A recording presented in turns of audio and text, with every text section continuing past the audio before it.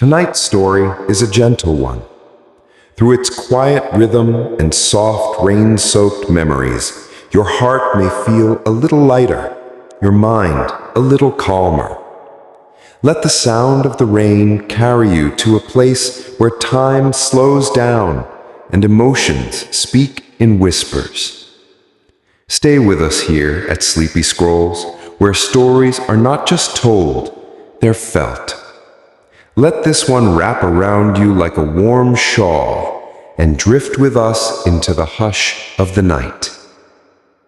In a quiet Appalachian valley, nestled between mist-covered hills and winding forest trails, there was a town that always seemed to sleep beneath the rain. Not a stormy rain, not the kind that crashes and floods, but a soft, lingering drizzle, like a lullaby whispered by the sky. Walter lived in one of the oldest houses on the edge of town. A retired jazz pianist with silver hair and a voice like velvet, he had grown used to the silence. His days were slow, his nights slower. He lit candles instead of lamps. He brewed chamomile tea instead of coffee. And every evening he sat by the window and listened to the rain.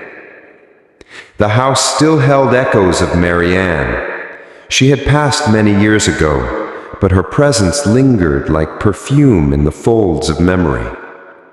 Walter often imagined her humming in the kitchen, baking bread, reading poetry aloud with her feet tucked beneath her on the couch. She had loved the rain, said it made the world feel honest. One evening, the rain returned heavier than usual. It wasn't loud, but it had weight. Walter noticed it immediately. The air felt thicker, the candlelight warmer. He walked past the old bookshelf, and a poetry book fell open on its own. He smiled. The page was one Mary Ann used to read. He sat down and read it aloud, his voice soft, the words floating into the mist beyond the window. That night, Walter dreamed. He was on the porch, and Mary Ann was beside him. Her hair was tied loosely, her eyes full of quiet joy. They didn't speak. They didn't need to.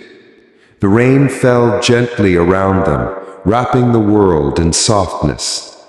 The porch swing creaked with rhythm, and the silence between them was enough. When Walter woke, the house felt different, lighter. He opened the windows, let the rain-scented air in, and began to clean. He played an old jazz record and hummed along. The house responded.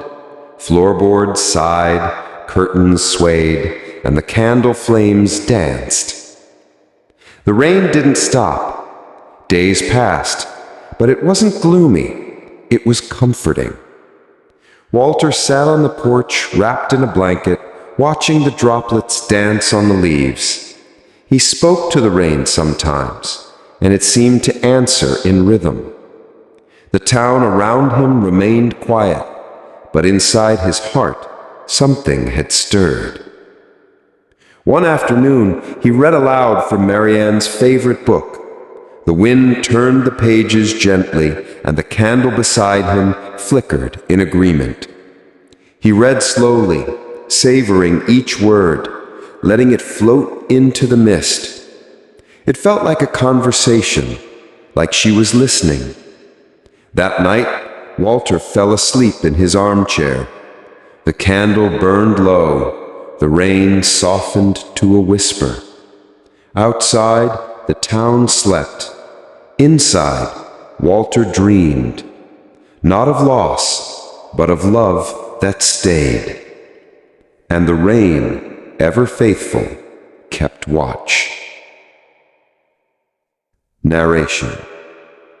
And so the rain stayed, not as a storm, but as a memory, not as sorrow, but as comfort. Walter's story reminds us that love doesn't leave, it lingers, quietly in the spaces we forget to look. Thank you for joining us tonight. May your dreams be gentle, your heart be light, and your night be full of peace. This has been Sleepy Scrolls.